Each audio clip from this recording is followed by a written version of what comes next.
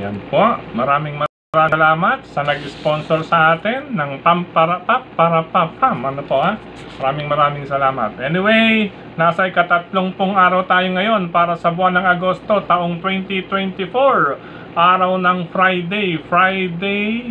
Thanks God it's Friday. Nga lang, base sa aking pag-review sa mga bayang classmates, may mga kabayo or entries ang medyo questionable lamang po sa kanilang ikikilos sa araw na ito.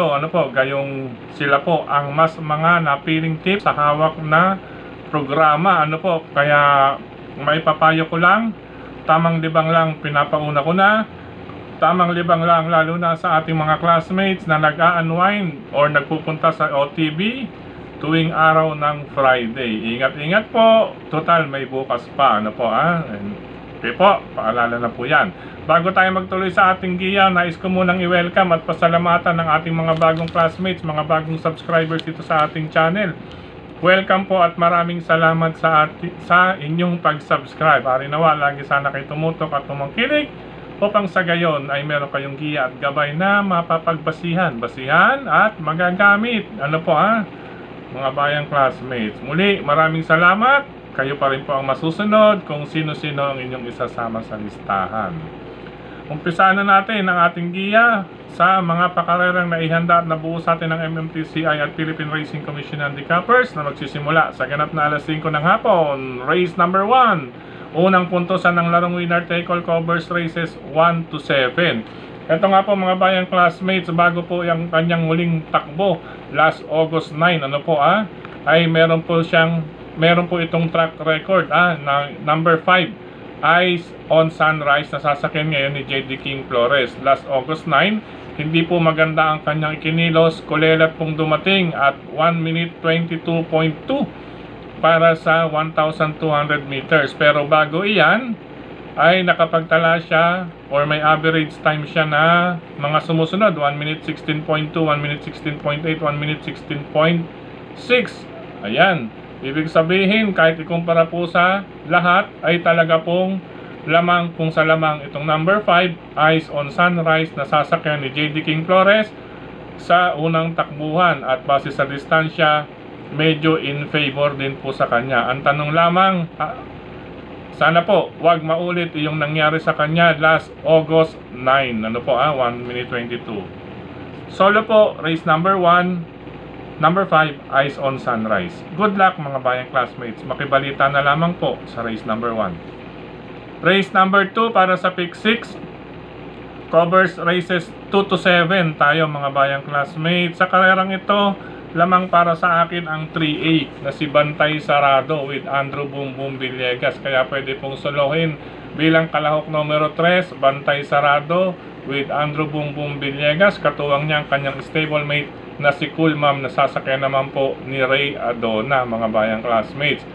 Ngayon kung nais mag-forecast, type ko na pa-forecast, pili na lang po kayo. Number 2, Sunshine June with Noel Lunar. At itong number 10, bagamat tingin ko malakas ang laban, pero ang ganda ng kanyang tinapos na karaan, nag-umento. Sa present time, siya po ang talagang pumapangalawa kay Bantay Sarado at 1 minute 29 Sarado. Converted time po iyon. Ang distansya pa 1,400 at ang post position niya nasa labas. Ayan po nasa pinakalabas si Hot Legs. Okay po, kaya magandang pangsama yan sa forecast, trifecta, quartet. Ang number 2, Sunshine June at number 10, Hot Legs. Pero poste natin si Bantay Sarado. Dapat meron kang 210 sa forecast, trifecta at quartet. Good luck, pangalawang takbuhan, Bantay Sarado. Solo rin po, karera numero 2. Race number 3 para sa pick 5, covers races 3 to 7 mga bayang classmates. Ito, base sa aking pili, bahagyang-bahagya po, number 4, Instant Notice with Noel Katarina Lunar. Instant message po yung nakaraan natin, yung inasahan natin na sinolo. Ito naman po, instant notice. Pero nasa kalahok numero 4, hindi kaya senyalis nito.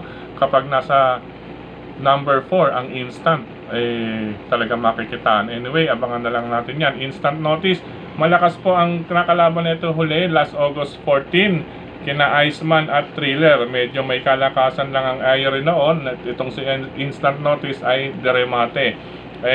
Si Iceman at si Thriller medyo nakaalagwa po sa harapan, lalong-lalo na po si Iceman na sinundan lamang ni Thriller nung August 14 sa ika-6 na takbuhan.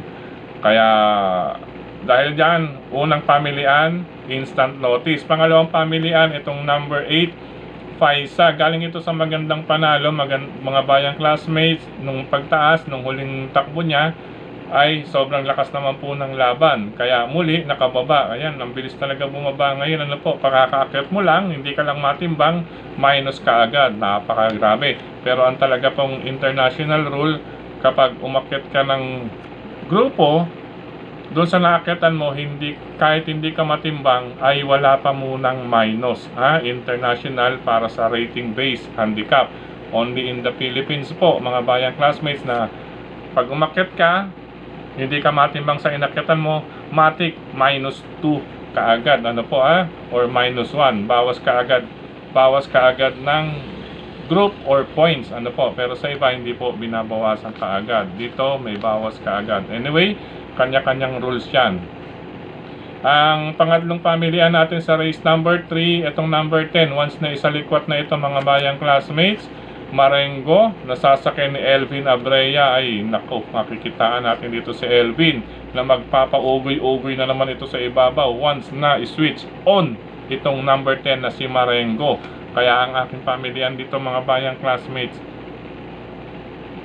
base sa kabayo, base sa record, medyo may kalamangan tayo rito. Ano po? Number 4, Instant Notice. Number 8, Faisa. At number 10, Marengo. Pasensya na kung medyo mahaba, pinapaliwanag lamang natin ang bawat isa, mga bayang classmates. Pero senaryo po tayo dito, mga bayang classmates. Marengo, number 10. Good luck, ikatlong takbuhan.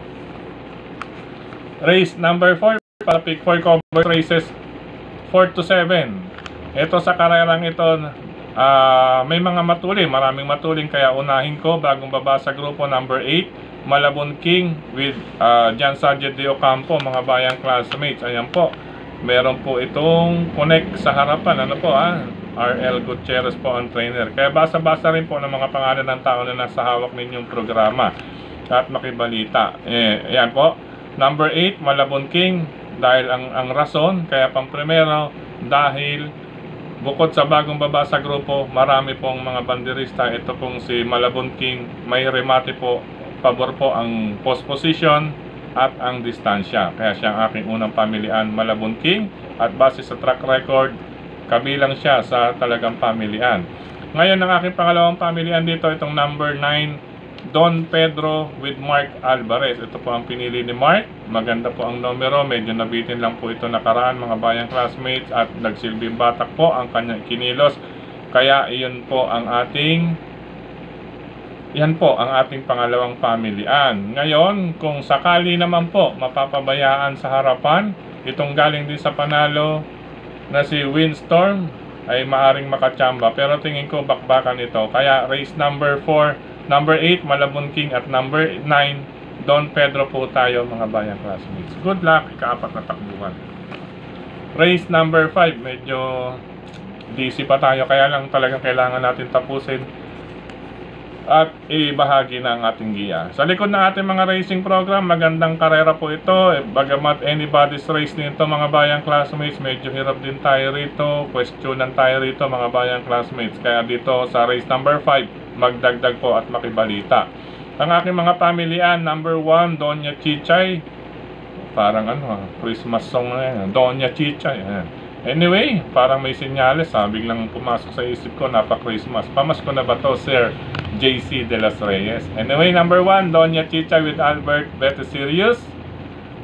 Siya ang ating unang pamilihan. Maganda po ang numero. Base sa track record, hindi po pauhuli.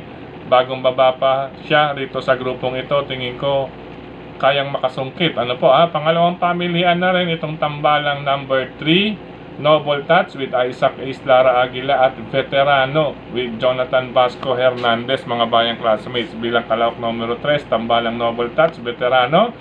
Parehong nasa striking distance po iyan, mga bayang classmates. Ang surprise dito, ang ating surprise long shot dito, itong number 6 na si Dazzling Gab with Kelvin Abobo. Pag ito ay mag-switch on, maaari itong makapuwing dito sa race number 5. Okay po, race number 1, race number 5, number 1, Donya Chichay, bagong baba, nasa magandang numero.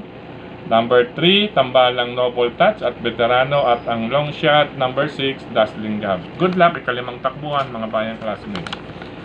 Race number 6 tayo, mga bayang classmates. Isa pong magulong karera pa rin, anybody's race. Batid naman po natin kapag nasa class 5, 11 to 15. Lalong-lalo na po itong mga nasa ganitong grupo, kasi medyo ilag dito na umakyat pa muli. Ano po lalong-lalo na yung mga nasa 14, 15, lalo pag nabigyan mo ng plus 5, iyan na minimum 20, ibig sabihin maari silang lalagpas. Hindi na po lalagpas, 16 to 21 ang kasunod, pero mabagal po bumaba. Anyway, kaya pakiramdaman itong karerang ito, race number 6, medyo danger din ito, just like race number 5. Ano po, ang bagay halos lahat po, gaya ng aking abiso, medyo in danger po. Depende po talaga kung sino ang switch on ngayong araw ng Friday.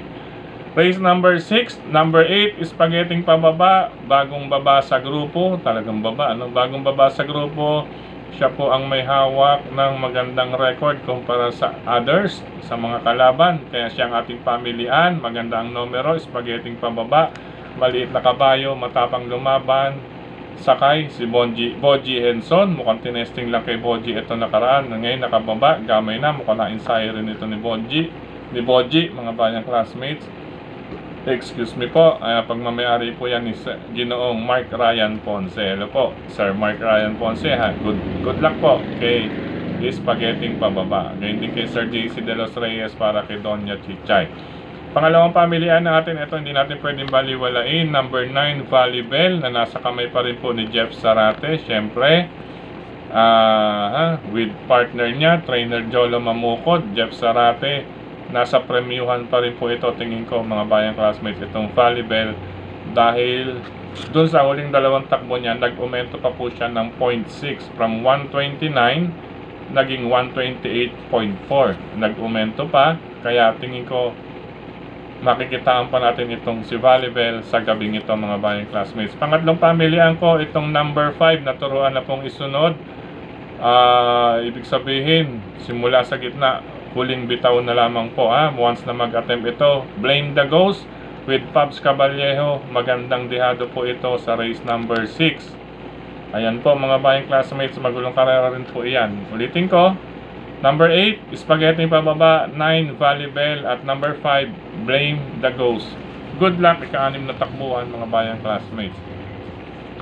Race number 7, ito depende po sa paratingan po ng lahat ito. Depende kung anong magaganap or naganap sa unang 6 na takbuhan. Baka nagkasingitan. Anyway, kaya dito, 4 po ang aking pamilian. Number 1 na rin, si Missy Vicky, siyempre with Jeff Sarate, mga bayang classmates, nasa tabing balya, si Missy Vicky, mga bayang classmates, yan po ang kanyang paboritong place o lugar na takbuhan, malapit sa tabing balya bilang kalahok numero 1. Pangalawang pamilihan ko na rin, ito na rin pong kanyang nakalaban na nakaraan, si number 10, Grand Laughter with Pabs Caballejo. Ayan, pwede pala to, Pabs last double, pwedeng pompiang sa hinete. Maganda pa po dividendo niyan, pompiang sa hinete. Mga bayan, itong si Grand Laughter, mga bayang classmates, nakasabay po ito ni Missy Vicky last August 9 po, nagkasabay sila, nagkalaban sila. Segundong dumating itong si Grand Laughter na tiyempohan ng 1 minute 28.8. Samantalang itong si Missy Vicky, bagong balik lang ito noon, na tersero kaagad at 129.8. Isang segundo ang diferensya, nagsilbing batak na po itong Missy Vicky. Malakas po ang nalabanan nito nakaraan, mga bayang classmates. Ngayon nasa kamay ni Jeff Sarate, siya po ang ating unang pamilian. Number 1, Missy Vicky. Number 10, Grand Laughter. Kung nais pang magdagdag, mga bayang classmates, mga pangdihado natin, number 13, Maybell with Jonathan Vasco Hernandez. At ang number 6, Batang Kangkalu with Jonathan King Flores. Baka madala sa Buenas, ni King. Ano po may dalang buenas ito si King, mga bayang classmates. Pwedeng makasilat ito bilang dihado. Anyway, although concentrate muna tayo doon sa unang dalawa. Number 1, Missy Vicky, 10, Grand Laughter, mga pangdihado, 13, Mabel, at number 6, Batang Kangkalu. Good luck mga bayang classmates. Medyo bagong gising. Pagod. Excuse, inom lang muna sandali. Yan, muli, maraming salamat sa inyong pagtutok, pagtangkilik, pagsubaybay, higit sa lahat po ang pagtitiwala mga bayang classmates. Maraming salamat sa inyong suporta palagi, lalo kay Sir Dennis Gonzales, Brother Drasen Padilla, Brother Daniel Luben. Siyempre mga bayang classmates, kung nais po ng mga printing jobs, lalo na ngayong eleksyon, alam niyo po ang JV Go Publishing House na matatagpuan sa D. Aquino Street, pagitan ng 3rd and 4th Avenues, lungsod ng Caloocan. Nandiyan po sina Sir at si Ma'am Marlene, Sir Jesgo at si Ma'am Marlene, JV Go Publishing House. Maraming salamat din kay Tokayong Frederick Abil. Suportahan natin Tipsy Race in Review at iba pa nating mga kasama sa industriya, sa mga nagbabahagi ng kanilang giya. Suportahan din po natin mga bayang classmates. Anyway, maraming salamat din sa lahat ng mga admins at members, grupo ng karerista sa social media. Ayan po, speaking of social media, talagang lumalawak na tayo mga bayang classmates.